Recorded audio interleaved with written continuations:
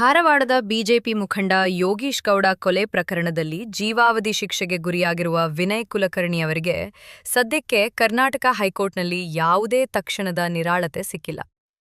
ಶಿಕ್ಷೆ ಅಮಾನತು ಮಾಡಿ ಜಾಮೀನು ನೀಡುವಂತೆ ಸಲ್ಲಿಸಿದ್ದ ಅರ್ಜಿಯ ವಿಚಾರಣೆಯನ್ನು ಹೈಕೋರ್ಟ್ ಮೇ 26ಕ್ಕೆ ಮುಂದೂಡಿರುವುದು ಅವರ ಪರ ದೊಡ್ಡ ಹಿನ್ನಡೆಯಾಗಿ ಕಾಣುತ್ತಿದೆ. ಈಗಾಗಲೇ ಟ್ರಯಲ್ ಕೋರ್ಟ್ ಜೀವಾವಧಿ ಶಿಕ್ಷೆ ಪ್ರಕಟಿಸಿರುವ ಹಿನ್ನೆಲೆ ಹೈಕೋರ್ಟ್ನ ಈ ವಿಳಂಬವೇ ಅವರ ರಾಜಕೀಯ ಮತ್ತು ಕಾನೂನು ಭವಿಷ್ಯ ಎರಡಕ್ಕೂ ಒತ್ತಡ ತಂದಿದೆ. ಈ ಪ್ರಕರಣದಲ್ಲಿ ವಿನಯ್ ಕುಲಕರ್ಣಿ ಮಾತ್ರವಲ್ಲ, ಅವರ ಸಂಬಂಧಿ ಚಂದ್ರಶೇಖರ್ ಇಂಡಿ ಕೂಡ ಶಿಕ್ಷೆಗೆ ಗುರಿಯಾಗಿದ್ದಾರೆ. ಇವರಿಬ್ಬರೂ ಶಿಕ್ಷೆ ಅಮಾನತು ಮಾಡಿ ಜಾಮೀನು ನೀಡುವಂತೆ ಹೈಕೋರ್ಟ್ ಮೊರೆ ಹೋಗಿದ್ದರು. ಇದೇ ವೇಳೆ 7 ವರ್ಷ ಶಿಕ್ಷೆಗೆ ಗುರಿಯಾಗಿರುವ ಚನ್ನಕೇಶವ ಟೆಂಗರೀಕರ್ ಕೂಡ ಪ್ರತ್ಯೇಕ ಅರ್ಜಿ ಸಲ್ಲಿಸಿದ್ದರು.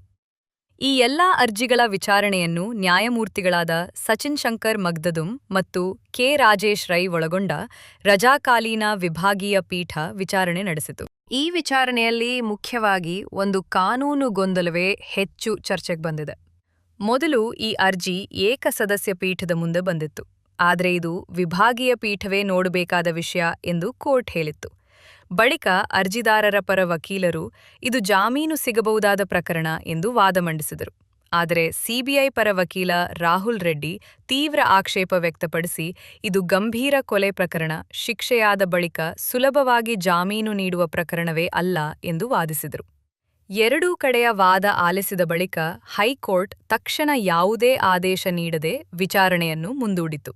ಇಲ್ಲಿ ಗಮನಿಸಬೇಕಾದ ದೊಡ್ಡ ವಿಷಯ ಏನೆಂದರೆ, ಟ್ರಯಲ್ ಕೋರ್ಟ್ ಈಗಾಗಲೇ ಸಾಕ್ಷ್ಯಾಧಾರಗಳನ್ನು ಪರಿಶೀಲಿಸಿ ಜೀವಾವಧಿ ಶಿಕ್ಷೆ ನೀಡಿದೆ.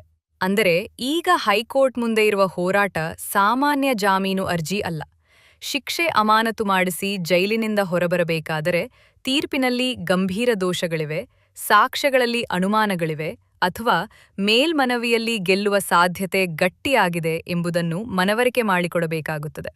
ಇದೇ ಕಾರಣಕ್ಕೆ ಇಂತಹ ಪ್ರಕರಣಗಳಲ್ಲಿ ಹೈಕೋರ್ಟ್ಗಳು ತುಂಬಾ ಎಚ್ಚರಿಕೆಯಿಂದ ನಡೆದುಕೊಳ್ಳುತ್ತವೆ. ವಿನಯ್ ಕುಲಕರ್ಣಿ ಅವರ ಮುಂದಿನ ಅವಕಾಶಗಳ ಬಗ್ಗೆ ಮಾತಾಡಿದ್ರೆ, ಅವರಿಗೆ ಇನ್ನೂ ಕಾನೂನು ದಾರಿ ಸಂಪೂರ್ಣ ಮುಚ್ಚಿಲ್ಲ. ಮೇ 26ರಂದು ನಡೆಯುವ ವಿಚಾರಣೆ ಬಹಳ ಮಹತ್ವದ್ದಾಗಲಿದೆ. ಆ ದಿನ ಅವರ ಪರ ವಕೀಲರು ಟ್ರಯಲ್ ಕೋರ್ಟ್ ತೀರ್ಪಿನಲ್ಲಿರುವ ತಾಂತ್ರಿಕ ದೋಷಗಳು, ಸಾಕ್ಷಿಗಳ ವೈರುಧ್ಯ, ತನಿಖೆಯಲ್ಲಿನ ಪ್ರಶ್ನೆಗಳು ಇತ್ಯಾದಿಗಳನ್ನು ಒತ್ತಿ ಹೇಳುವ ಸಾಧ್ಯತೆಯಿದೆ. ವಿಶೇಷವಾಗಿ ಸಿಬಿಐ ತನಿಖೆಯಲ್ಲಿ ಯಾವುದೇ ಪ್ರಕ್ರಿಯಾ ದೋಷಗಳಿದ್ದವೆಯೇ ಎಂಬುದನ್ನು ಉಲ್ಲೇಖಿಸಬಹುದು. ಹೈಕೋರ್ಟ್ಗೆ ಶಿಕ್ಷೆ ಅಮಾನತು ಮಾಡುವ ಅಧಿಕಾರ ಇದೆ. ಆದರೆ ಅದಕ್ಕಾಗಿ ನ್ಯಾಯಾಲಯಕ್ಕೆ ಪ್ರಾಥಮಿಕವಾಗಿ ಮೇಲ್ಮನವಿಯಲ್ಲಿ ವಿಚಾರಣೆಗೆ ತಕ್ಕ ಅಂಶಗಳಿವೆ ಅನ್ನಿಸಬೇಕು. ಆದರೆ ವಾಸ್ತವವಾಗಿ ನೋಡಿದ್ರೆ ಅವರಿಗೆ ತಕ್ಷಣ ಜಾಮೀನು ಸಿಗುವ ಸಾಧ್ಯತೆ ತುಂಬ ಸುಲಭದಂತಿಲ್ಲ. ಕಾರಣ ಇದು ರಾಜಕೀಯವಾಗಿ ಹೈಪ್ರೊಫೈಲ್ ಪ್ರಕರಣ. ಕೊಲೆ ಪ್ರಕರಣದಲ್ಲಿ ಜೀವಾವಧಿ ಶಿಕ್ಷೆ ಆಗಿರುವುದರಿಂದ ಕೋರ್ಟ್ ಸಾಮಾನ್ಯವಾಗಿ ಹೆಚ್ಚು ಕಟ್ಟುನಿಟ್ಟಾಗಿ ನೋಡುತ್ತದೆ.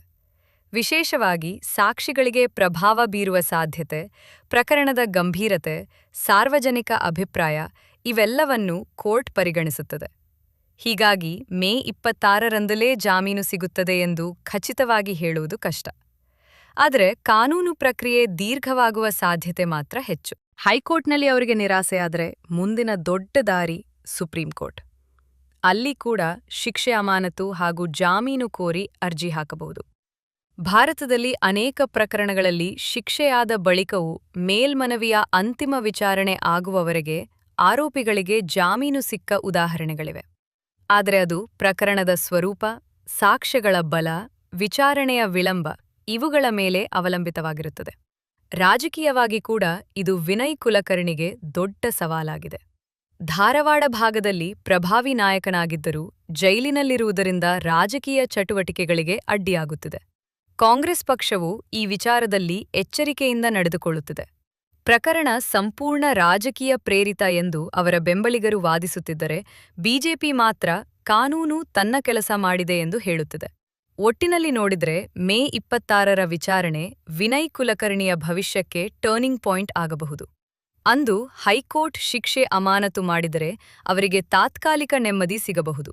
ಇಲ್ಲವಾದರೆ ಇನ್ನೂ ದೀರ್ಘ ಕಾನೂನು ಹೋರಾಟ ಎದುರಾಗಲಿದೆ. ಸದ್ಯದ ಪರಿಸ್ಥಿತಿಯಲ್ಲಿ ಅವರಿಗೆ ಕಾನೂನು ದಾರಿ ಇನ್ನೂ ತೆರೆಯೇ ಇದೆ, ಆದರೆ ದಾರಿ ಮಾತ್ರ ಸುಲಭವಾಗಿಲ್ಲ.